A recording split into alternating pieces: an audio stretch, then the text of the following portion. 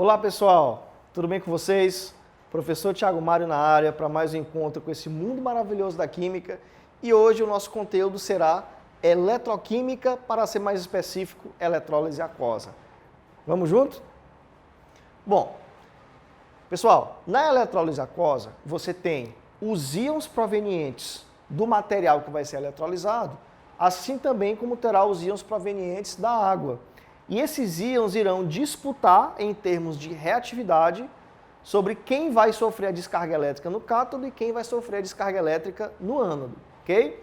Observa como exemplo a eletrólise aquosa do cloreto de sódio.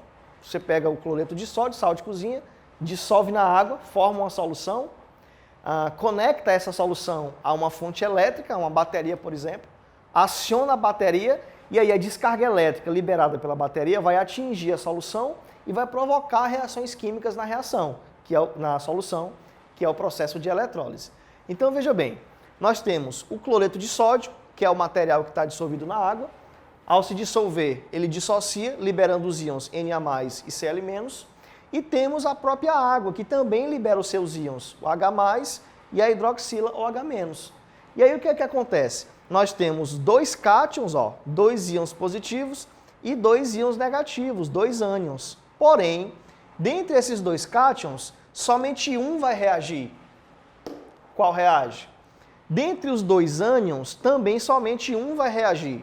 Qual reage? Então, para determinar qual íon irá reagir dentre os cátions e qual íon irá reagir dentre os ânions, nós temos essa escala de prioridade de descarga elétrica para cátions e para ânions. Bem usual, bem fácil de lembrar para você dar um show no seu vestibular.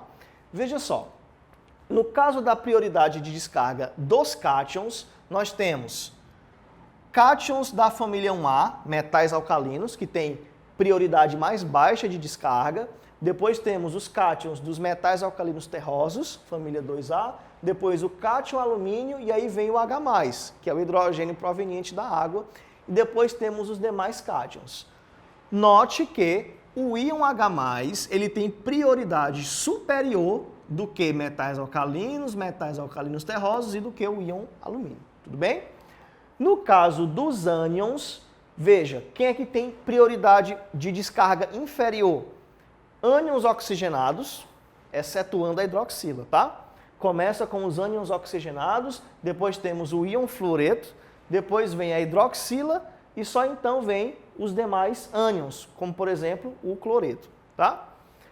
Agora a gente pode determinar qual cátion reage e qual ânion reage. Veja, a eletrólise aqui é a eletrólise do cloreto de sódio em solução aquosa.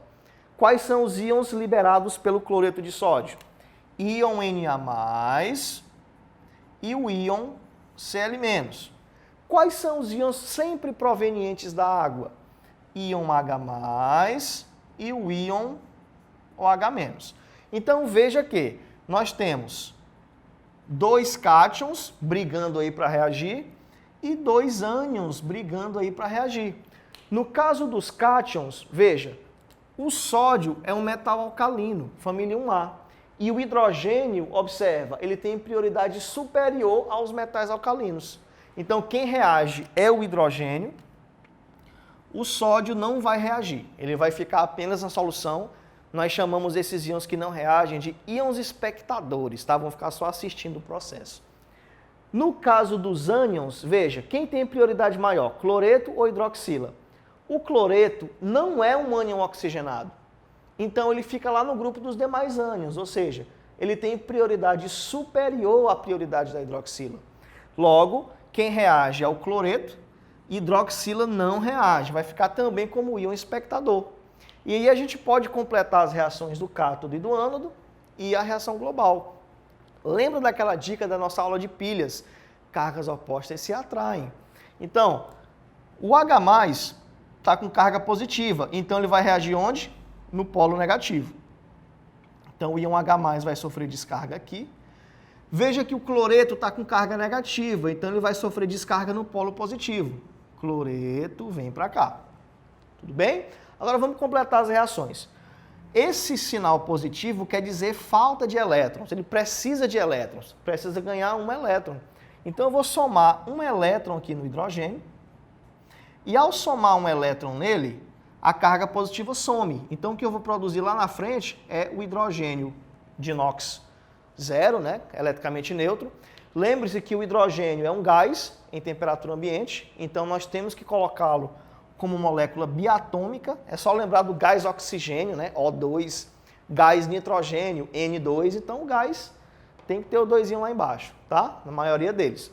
Para balancear esse processo, como a gente só tem um hidrogênio do lado esquerdo, só pode ter um hidrogênio do lado direito. Como tem dois, basta colocar o coeficiente estequiométrico 1,5, porque 1,5 vezes 2 vai dar só um hidrogênio. Então fica um hidrogênio de um lado, um hidrogênio do outro. Esse hidrogênio aqui, gasoso, tá bom? No caso do ânodo, que é o Cl-, ó, carga negativa, quer dizer excesso de elétrons, tem um elétron a mais. Excesso de elétrons, tem que perder. Então eu vou colocar a setinha e o elétron lá na frente após a seta, indicando que o cloro perdeu esse elétron. Ao perder esse elétron, a carga negativa some, fica só cloro lá na frente. Lembre-se que o cloro em temperatura ambiente é um gás, então você tem que colocar um 2 aqui também, ó. É o cloro gasoso, no caso. Para balancear o mesmo processo, nós temos um cloro do lado esquerdo, então tem que ter um cloro do lado direito.